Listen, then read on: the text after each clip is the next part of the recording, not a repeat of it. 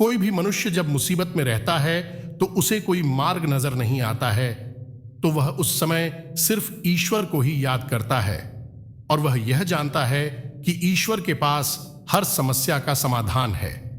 नमस्कार दोस्तों, मेरे चैनल में आपका तहे दिल से स्वागत है। मैं आपको एक कहानी के माध्यम से बताना चाहता हूं कि ईश्वर हमेशा हमारे संग रहते हैं, वह सब देखते हैं, बस हमें उन्हें महसूस करने की जरूरत होती है। चलिए दोस्तों, कहानी के माध्यम से समझते हैं। यह कहानी उस समय की है जब गौतम बुद्ध अपने शिष्यों के साथ एक बार वन में ध्यान कर रहे थे। एक दिन उनके शिष्यों ने उनसे पूछा, गुरुदेव, कृपया हमें संसार के रहस्य के बारे में बताएं।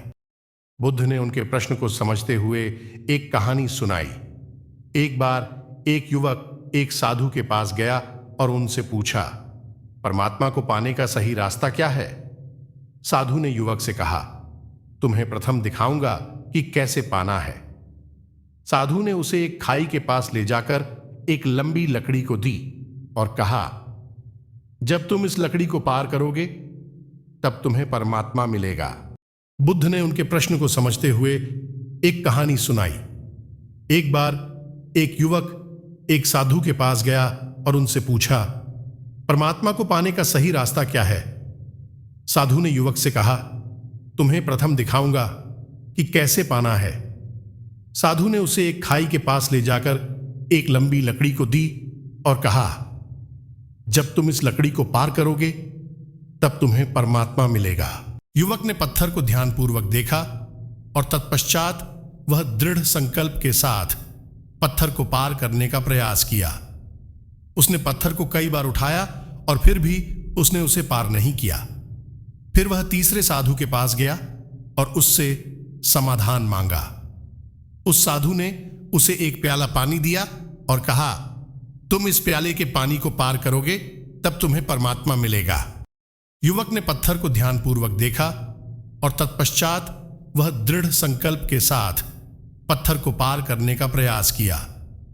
उसने पत्थर को कई बार उठाया और फिर भी उसने उसे पार नहीं किया। फिर वह तीसरे साधु के पास गया और उससे समाधान मांगा।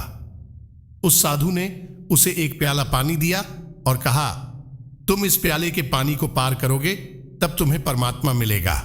युवक ने अपना मुख प्याले के पानी में डाला और फिर उसे पार किया। जैसे ही वह पार होता गया, उसने एक चमकदार प्रकाश का अनुभव किया और उसे महसूस किया कि उसने परमात्मा को प्राप्त कर लिया है। इस कहानी से हमें यह सीखने को मिलता है कि परमात्मा को पाने का सही रास्ता हमारे अंतर्मन के माध्यम से होता है। यदि हम अपने अंतर्मन को शांत और स्थिर रखते हैं तो हमें परमात्मा का अनुभव होता है और हम उसे प्राप्त कर सकते हैं।